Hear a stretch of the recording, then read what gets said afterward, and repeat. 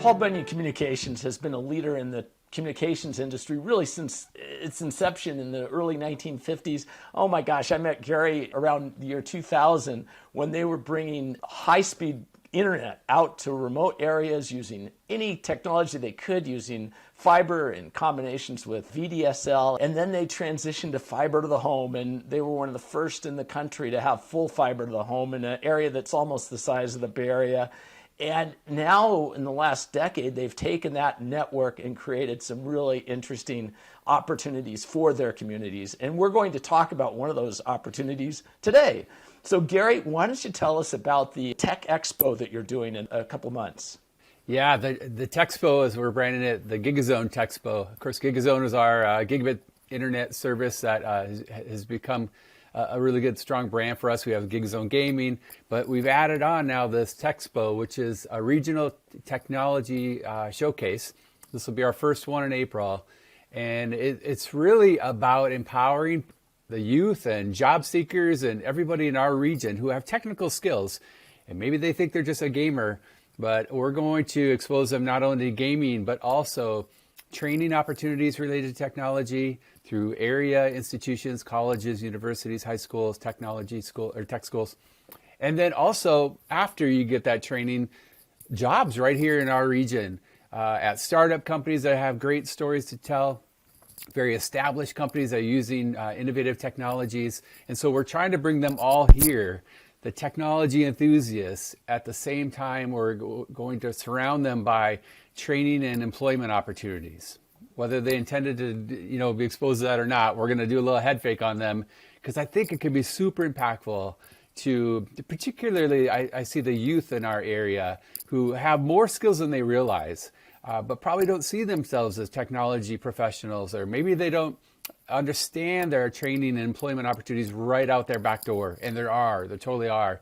And we want to bring all that together. Gaming is often, criticized for a lot of reasons, but there sure are a lot of great skills it develops, right?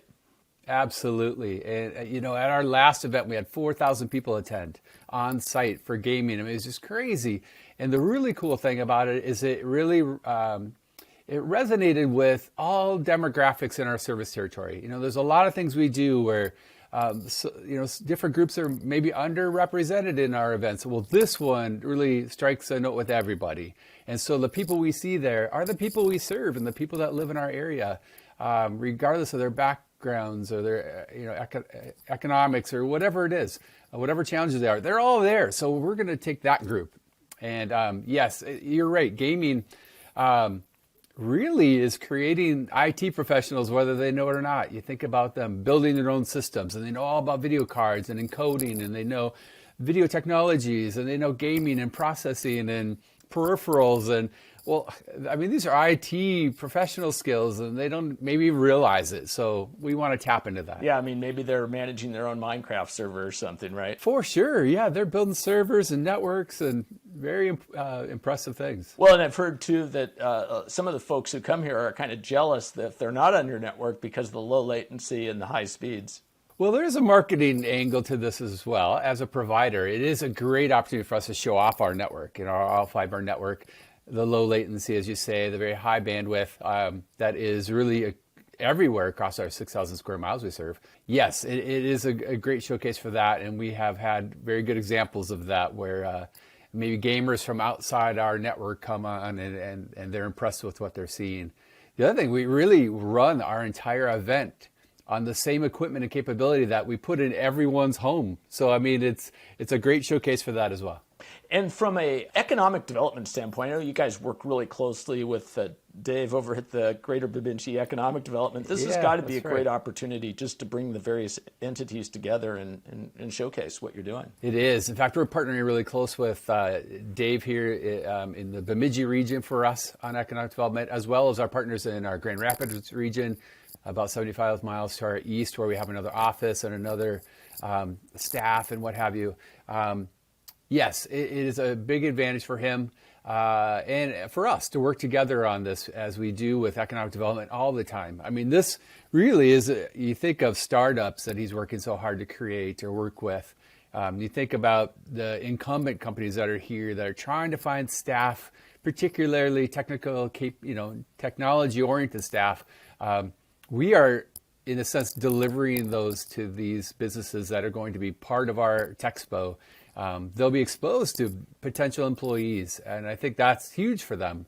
It's an opportunity that we haven't seen in this part of the state, or maybe even statewide, quite like this. From a remote work standpoint too, I would imagine there would be employers who'd be really interested in the workforce and the workforce development efforts you bring, and the fact that they can easily remote in to anywhere else in the world, right, from your location. Yeah, we all learned that during COVID, correct? I mean, where, boy, you see more and more home-based work. In fact, we've done a lot of work in that area with Dave and other economic development agencies on recruiting teleworkers, because we have the network that can support it so well, regardless of where they live in our territory. So yes, absolutely. While this is an advantage for those companies right here in this area to potentially get exposed to potential employees, the same goes for really anyone who can tap into that resource of a lot of employees with technical skills that live in an area that has great network technology, so they can telework very effectively. From a conference perspective, why don't you tell us a little bit about it? I mean, unfortunately, we didn't see each other this year at CES, but you always go to CES, and is it going to have that kind of excitement, or what's the agenda? Yeah, this is going to be just like CES in every way. Scale, there's going to be 175,000 people here, 4,000, no. It won't quite be there, but I do dream of this being our mini CES in this region. I really do. It's exactly what we're after. And if you think, as you say, we both have gone to CES many times, there's a particular area where they put startup companies and where they bring along also universities and university students who are showcasing their technology. So that kind of startup community area, that wing of CES, that in particular, I think, is what we're trying to have here, where it really brings all those folks together, and it's high energy, it's exciting. And at the same time, it'll be happening concurrently with our big gaming event, right? Which is just naturally loud and fun and busy and exciting. So I really do hope this is the mini CES of Minnesota. Well, that's fun. Yeah, the Eureka Innovation Zone, I think, is what you're talking about, and that's it. One of my favorite. Right, that's right. That's my favorite spot at CES. Always really cool things there. And from so picture that here. Yeah, I do. And Bemidji State is right there. So I assume you're working pretty closely with them. We are. Yeah, I met with the university president, and their staff is really engaged. And it's great because the first conversation, they would naturally think, well, let's send over our recruiter who goes to job fairs, right? And I explained, that's great, but that's not what we're looking for. I want your students here that are showing technical projects that they're doing right now, hands-on. Great to have the other folks here too, but I really want you to show your stuff, and we're going to give them a very large area. They're going to be a particular partner of ours, of course, naturally, and so they're going to really walk the walk in terms of showing off technology. They'll have also information about their programs. But yeah, we have a very big corner of our facility kind of carved out for Bemidji State. That's excellent. We'd be remiss if we didn't speak about your keynote speaker. Who is your keynote speaker? It's a guy who co-founded Apple. Yep, Steve Wozniak, Woz. We were fortunate to, during COVID, have him for a live virtual event. So we did it via Zoom. I was like a fanboy, just kind of beside myself trying to work my way through an interview, which I'm not an interviewer professionally, but boy, that was so much fun. We talked for about 30 minutes, and our business members of our cooperative all could be part of that event, and it went so well. He said so many nice things about us, and he was talking about the struggles he has in your Bay Area getting viable internet, and the point-to-point stuff he's trying to install, and when he learned about what we're doing, particularly our more mission orientation as a cooperative, I think he really bought into what we do and the why of what we do and how we do it, and our small scale, rural, but yet very effective. And I think it resonated with him. And so that kind of came through in that interview. And then subsequently, as we're now planning this much larger expo, this Techspo for, as we've been discussing, we're thinking, boy, it'd be great to have a keynote speaker that we'll insert into this, technology showcase and gaming event and all that. And we immediately thought of him and thought, oh, how cool would that be that we could actually have him on site here in northern Minnesota. And so we reached out to him, and, normally I think we would struggle to get somebody of his caliber. It's just an icon in everything about our industry. But because he understands our story, in fact, he's talked about our story at other events. We've heard about it through the grapevine, where he's mentioned his broadband struggles and how everyone should have Paul Bunyan Communications. Wow, my head explodes when you hear those things. But because he kind of understood our story and our DNA, we reached out to him again, and he's just willing to do it. He's I don't know, really trying to work with us to make it happen. So yes, he will be here.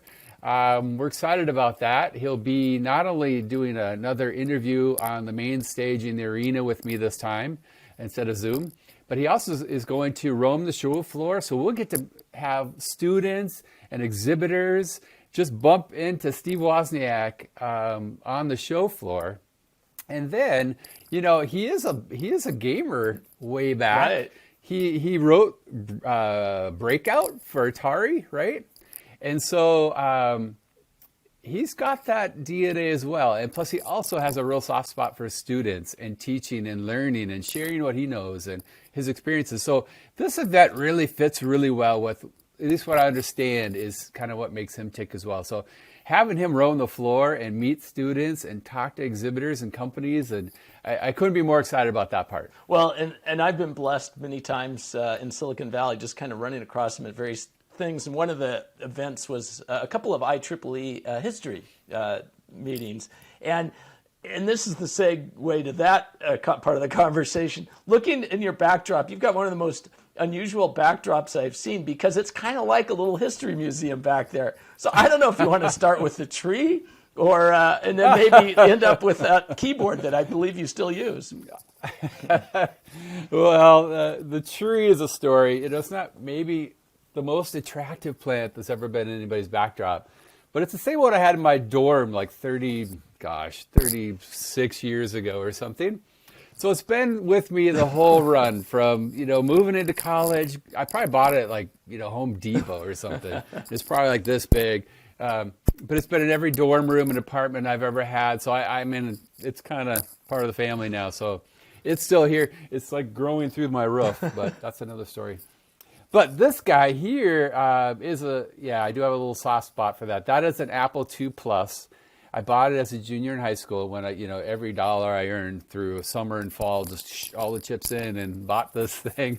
But it is, I do kind of attribute my career in a bit to just the excitement I had about this guy and learning to program and just what it could do. And, this is back in 1982-ish when I bought this thing. The crazy thing is it still works. The programs I wrote in high school and early college days on that guy, the floppy disks still work. I don't know how that's possible. You'd think it'd all be dust by now. You've got to show it to Woz when he's out there. Yeah. Oh, I will. So when we had our virtual event with him, I had that in the backdrop. Excellent. He had since, I mailed the cover to him and he signed it for me. So it's now my autographed Apple II Plus.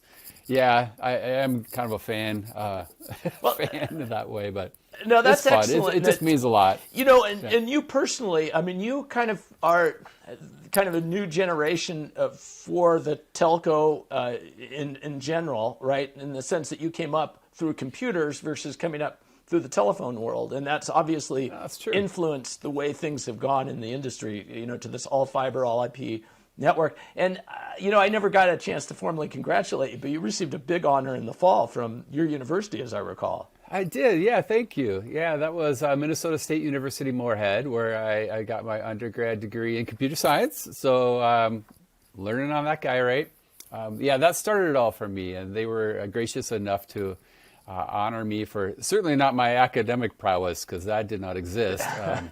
But for things that have gone on since then, career-wise and community-wise, it was great. Yeah. Well, and it's great to see what you guys have done, and just the way, you think, well, it's done. You've got fiber built, but no, it's not. You keep going and making it bigger and bigger. Well, And that's just the point, the leadership before me, before I took over CEO, Paul Fruity and our board members, some are still here, some have changed over, but they really stuck their neck out and invested heavily. We haven't put anything in the ground that isn't fiber since 2004. Mm-hmm. So, we've been doing this a long time.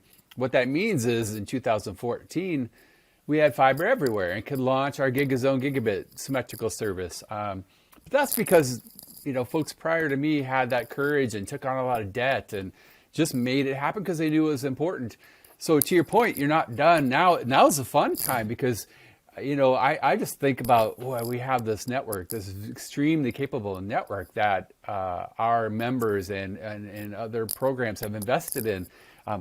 What can we be doing with this thing? How can we fully leverage it? Which is, I think that's what keeps me awake now, is just there's such an opportunity. What can we do with it beyond the obvious? And that's where we get into some of these other things like our gaming. We rolled out multiple gigabit services here now, it's over a year ago, because we can. We're able to do that, so why wouldn't we? And the gaming event's a great example of kind of leveraging what we've invested in now in new, unique ways. Just like we're talking with the health systems in the area, to really think through, if you have a network everywhere like we've built, what could we do in terms of telehealth?